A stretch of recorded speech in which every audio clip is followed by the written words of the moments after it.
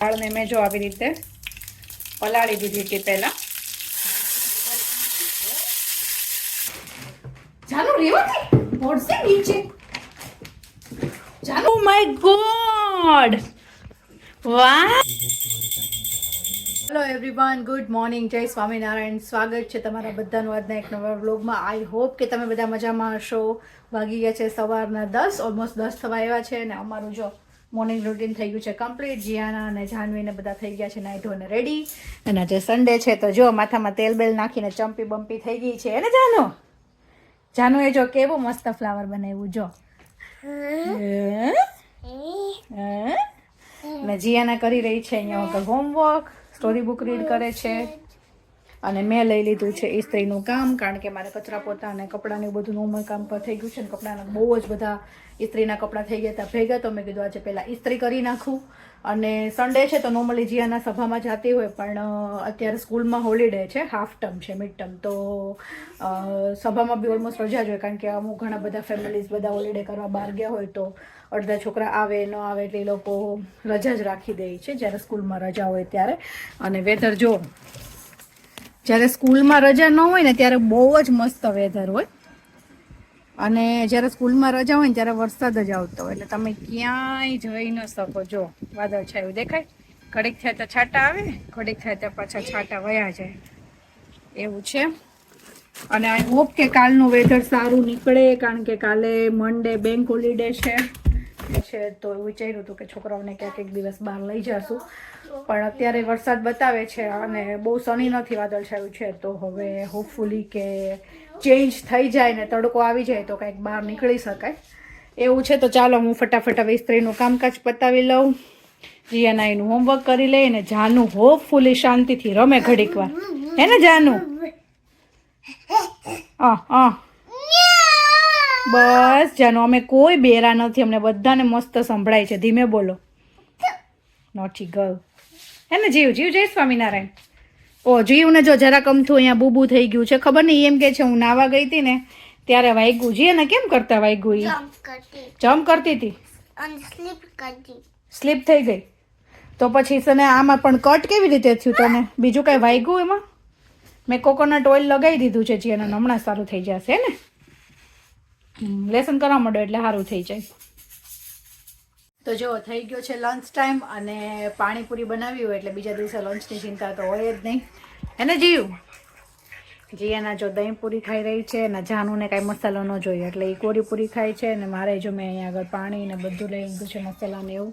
તો ચાલો ફટાફટ લંચ કરી લઈએ. અને આજે જીયાનાને એક એના સ્કૂલ ફ્રેન્ડના બર્થડે પાર્ટીમાં જવાનું છે, પણ ગાર્ડનમાં પાર્ટી હતી, પણ વરસાદ આવજા કરે છે, એટલે આઈ ડોન્ટ નો કે જાવું કે નહીં. જાનું ભૂ પી લે.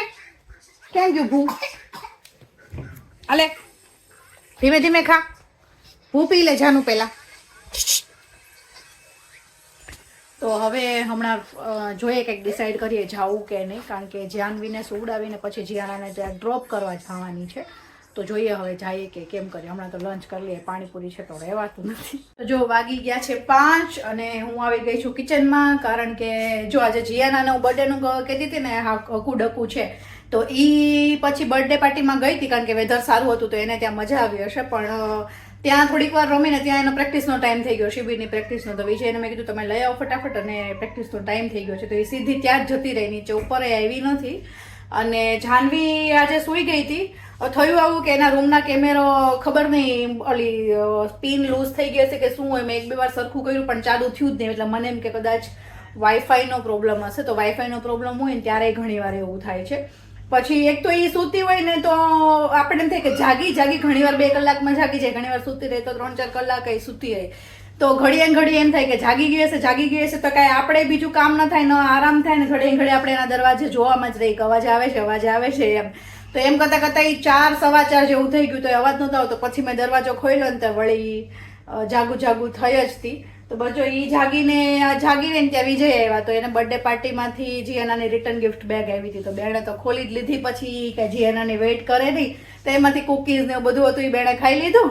અને હવે એ વિજયની પાછળ ફરે છે. અને હું આવી ગઈ છું કિચનમાં. મારે આજે રસોઈમાં બનાવવું છે મગની છૂટી દાળ, અને કેરીના મેં પીસીસ કરીને રાખી દીધા છે. તો આજે આપણે બનાવવાનું છે ફૂટડી દાળ, રોટલી અને રસ. હવે થોડુંક કંટ્રોલ કરવાનું છે, પણ હવે જે થાય.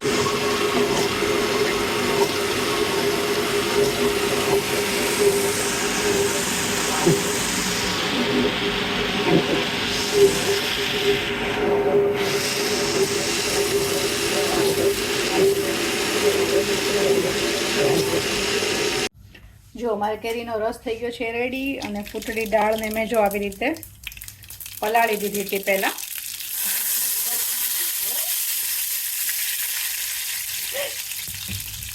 દાળમાંથી પાણી પડી ગયું હતું તેલમાં. નાખું રાઈ, મરચી, લીમડો,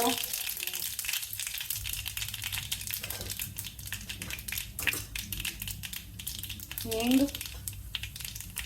અને હળદર.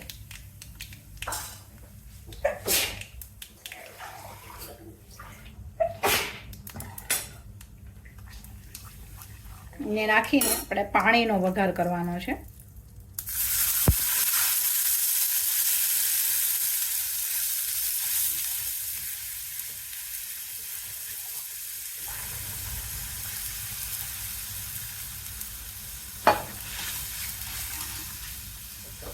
પાણી થોડીક વાર ઉકળે પછી આમાં આપણે પલાળેલી જે દાળ છે એડ કરી દેવાની છે. મેં લાલ મરચું, ધાણા જીરું અને સોલ્ટ.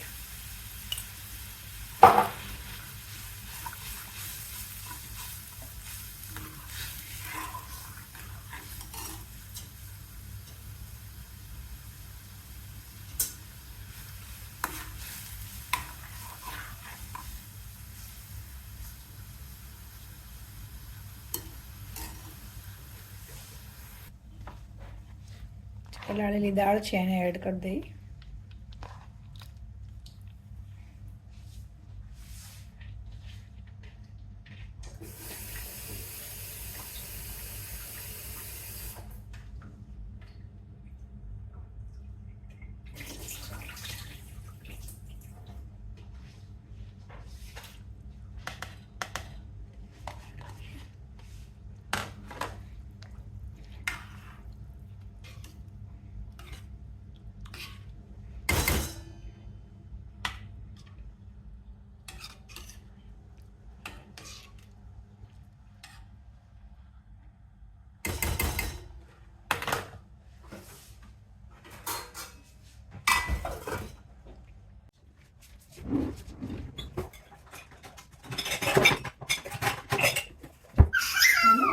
આગી જા.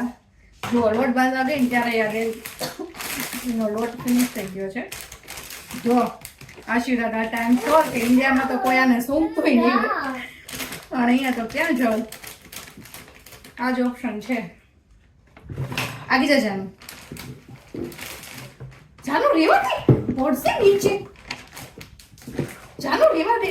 જો જાનું છે ને અમારે કેટલી ખોટી કરે ને કામમાં, વાત જવા દે.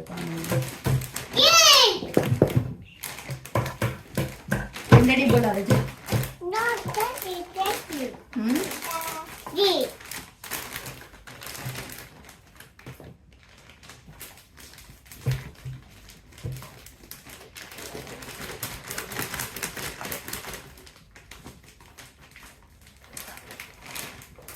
કેવા દે જાણતી તું.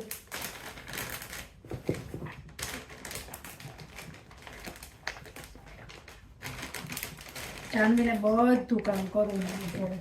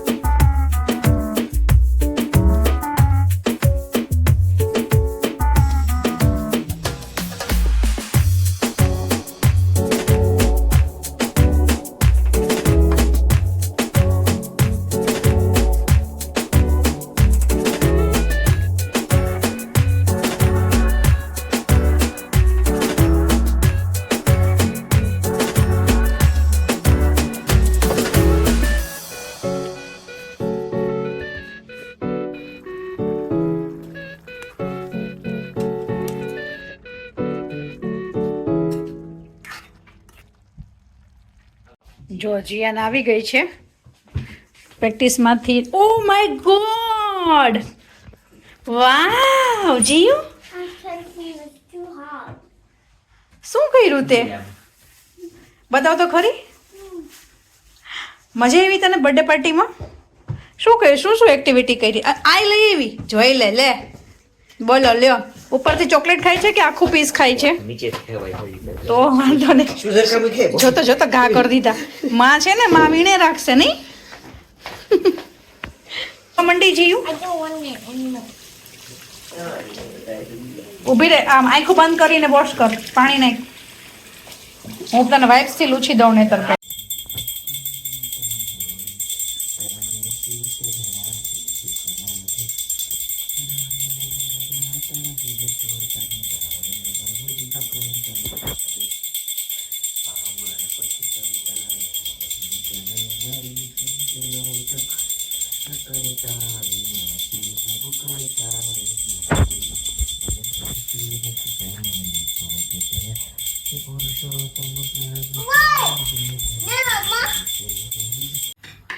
જો જાનુબેન આપણું અડધું કામ તો કરી દીધું.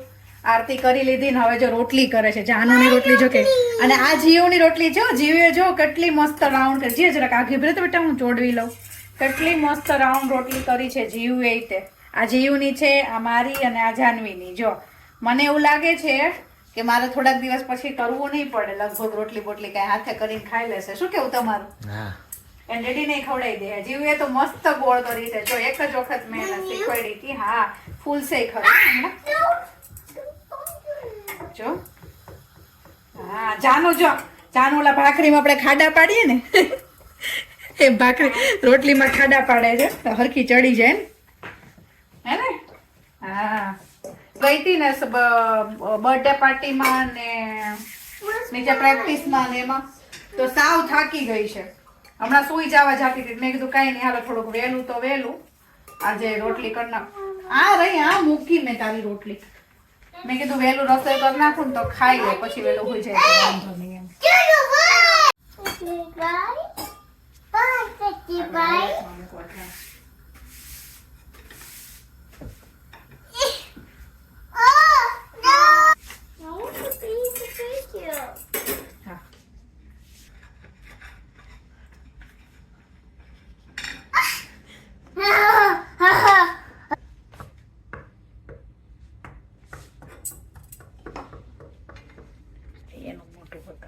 બંધ કરો. જો જમવાનું થઈ ગયું છે રેડી. મગની છૂટી દાળ છે, મરચાં છે, કેરીનો રસ છે, ગરમર છે. તો ચાલો બધાય જમી લઈએ. જીયાના સૂઈ જતી હતી તો મેં કીધું તું પહેલાં ફટાફટ ખાઈ લે. અને જાનવી, ડિનરમાં ખાલી રસ નથી હો, રોટલી છે. રોટલી મોઢામાં જ નથી મૂકી બેણે, જો જાતે ખાઈ ને એટલે. ચાલો બધાય જમી લઈએ હવે, બહુ ભૂખ લાગી હે ને? જો જીયાના અને જાનવી બંને એક્સરસાઇઝ કરે છે. જીયાના હે ને ધરાર એને એમ કહે છે કે તું મારી બેક ઉપર બેસી જાય ને હું પ્લેન્ક્સ કરું. જીયા એ નો કરે, એનું વજન એ જમ્પ કરે ને તાર કમર તૂટી જશે.